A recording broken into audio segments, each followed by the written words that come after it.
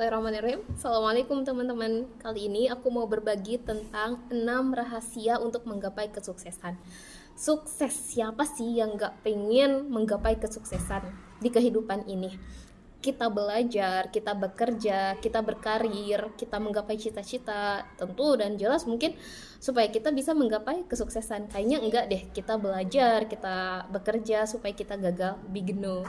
Kita semua melakukan banyak hal supaya kita ingin menjadi orang yang sukses. Tentu sukses itu relatif ya, tergantung dari apa yang ingin kita gapai atau dari perspektif kita masing-masing.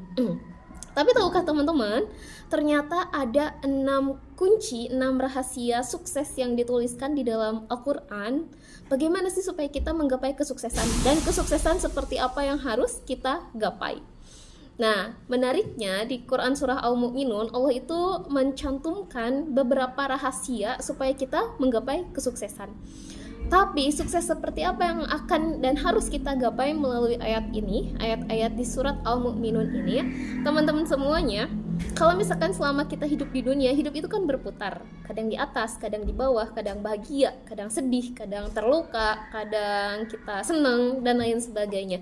Hari ini sukses, besok mungkin kecewa, hari ini terluka, besok berjaya dan lain sebagainya. Akan tetapi dari surat ini kita belajar bahwa ada satu kata menarik yang Allah sebutkan, dan itu membuat kita termotivasi. Kata Allah, qad aflahal mu'minun. Aflah, teman-teman, aflah itu kalau misalkan kita sering dengar kata sukses atau berhasil misalkan, dan dalam bahasa Arab disebut sebagai falaha, ternyata kalau aflah itu adalah orang yang menggapai kesuksesan, yang kesuksesannya itu sudah di genggaman tangan, dan kesuksesannya itu tidak akan pernah menghilang dari genggamannya. Gradualitas, terus menerus, continue, tidak akan menghilang.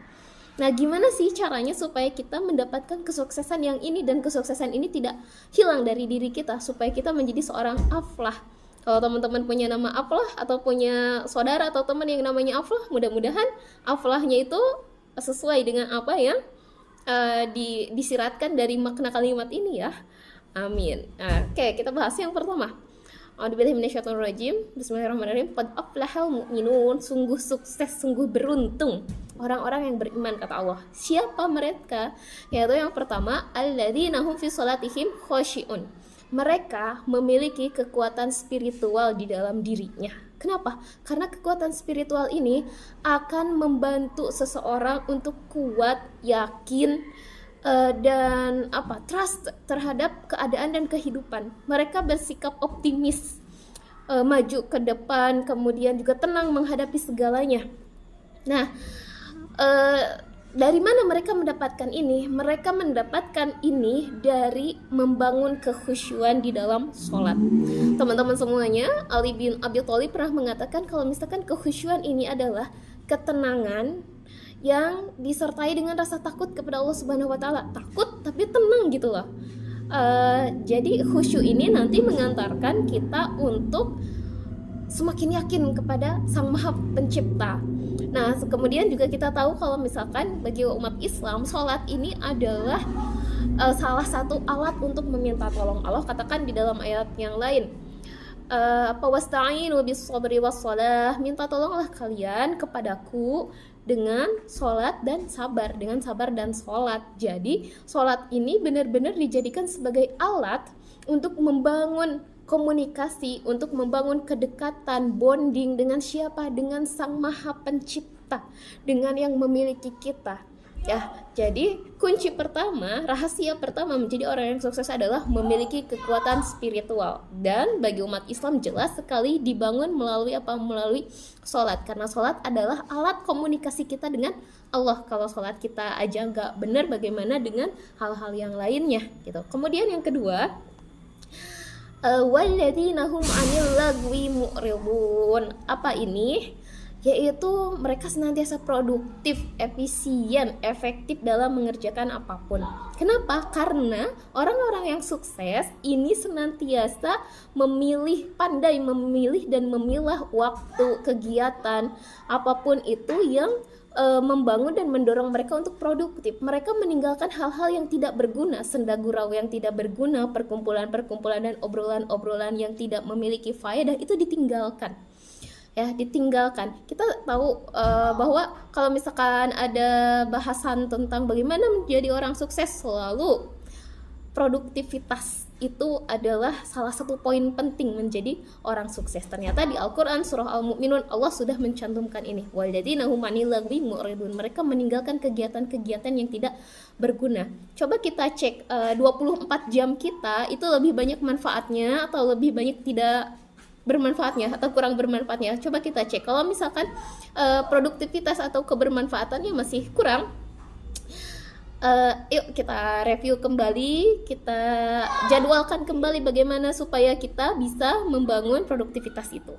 Kemudian yang ketiga, walladzina hum lizzakati fa'ilun. Apakah ini walladzina hum lizzakati fa'ilun? Yaitu mereka peduli kondisi sosial.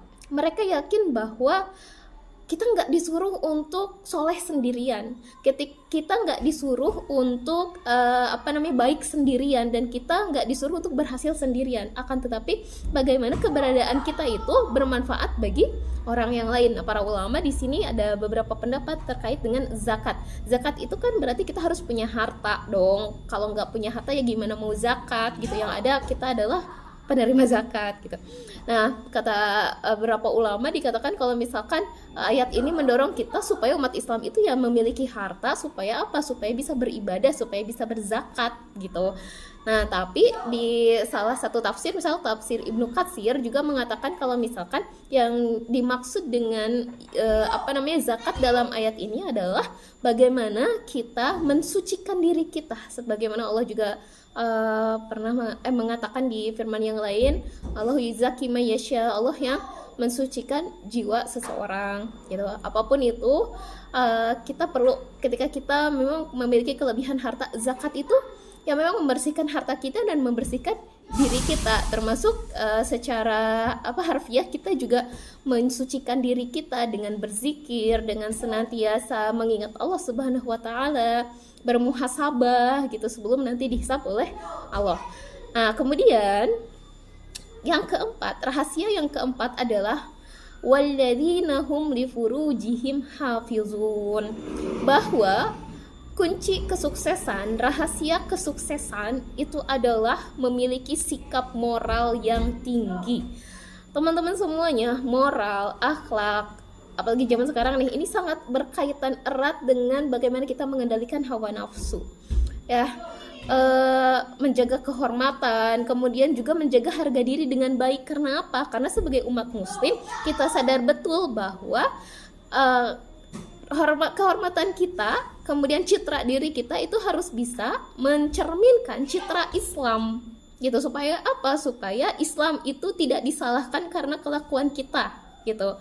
Ya, maka di sini seorang muslim yang ingin sukses, dia harus memiliki sikap moral yang tinggi, adab yang tinggi, akhlak yang baik gitu, dan dia senantiasa mengendalikan hawa nafsunya. Dalam hal ini ayat ini berkaitan dengan li furujihim hafidun. Mereka menjaga kehormatan mereka menjaga kemaluan mereka hanya untuk disalurkan di jalan yang halal saja gitu. Ya, itu poin yang keempat. Kenapa? Karena ternyata kata para ahli, perzinahan itu yang memberikan efek yang tidak baik, dan banyak sekali efeknya, bukan hanya bagi orang yang melakukan, tapi juga bagi keluarganya, bagi anak yang dilahirkan dan lain sebagainya gitu. Nah, itu teman-teman, yang keempat adalah memiliki sikap moral yang tinggi. Kemudian yang kelima, kunci sukses yang kelima adalah walladzina hum bi amanatihim wa ahdihim ra'un. Apakah itu? Yaitu mereka senantiasa bertanggung jawab. Apabila diberikan amanah, yang mereka menjalankan amanahnya itu dengan baik. Kita ingat di salah satu ajaran yang disampaikan oleh Nabi Muhammad SAW bahwa salah satu ciri munafik adalah ketika mereka diberikan amanah, mereka ingkar. Dan kita ingat, kita sepakati bersama bahwa manusia atau orang itu dipercaya, dan yang dipegang itu adalah apa? Adalah ucapannya. apakah ucapannya itu sesuai dengan tindak tanduknya atau tidak, apakah tindak tanduknya itu mencerminkan ucapannya atau tidak. Kalau misalkan tidak sesuai dengan itu, kita juga kan jadi bertanya-tanya gitu. Nah, maka kita mesti memiliki integritas yang tinggi ya dalam mengemban tanggung jawab, sekecil dan sebesar apapun tanggung jawab itu, teman-teman semuanya. Itu yang kelima, bertanggung jawab. Orang dipegang ya karena tanggung jawabnya, orang bisa dipercayai karena dia bertanggung jawab. Kalau nggak bertanggung jawab, bagaimana orang bisa percaya pada dia gitu. Nah, kemudian yang terakhir, yang keenam adalah walladzina hum ala shalawatihim yuhafizun. Ini teman-teman, konsistensi, senantiasa menjaga sholat. Sholat itu kita laksanakan 5 kali sehari ya, itu yang wajib aja, belum ditambah dengan sholat-sholat yang lain. Kalau misalkan 5 kali sehari itu adalah gambaran konsistensi, maka ini akan berefek kepada kehidupan kita yang lain. Apakah kita bisa membangun konsistensi dari belajar menjaga keistiqomahan atau konsistensi kita dalam sholat atau tidak. Itu kemudian sering kita dengar kalau misalkan ide itu mahal, tapi eksekusi itu lebih mahal. Eksekusi itu mahal, tapi konsistensi itu jauh lebih mahal. Karena apa?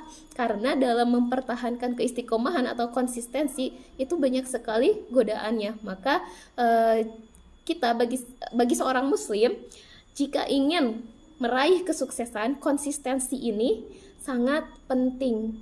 Sebagaimana doa yang sering dilafalkan oleh beberapa orang muslim, di mana kita meminta keistiqomahan kepada Allah, Allahumma rzuqna husnul khotimah.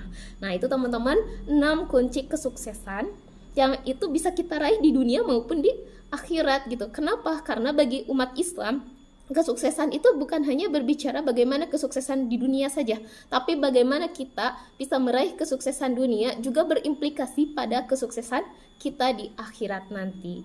Terakhir, bagaimana sih supaya kita bisa membangun kekhusyuan di dalam komunikasi kita dengan Allah Subhanahu wa taala?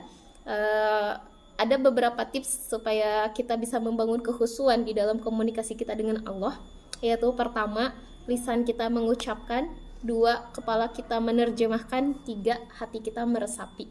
Komunikasi kita dengan Allah dibangun melalui apa? Sholat. Terima kasih.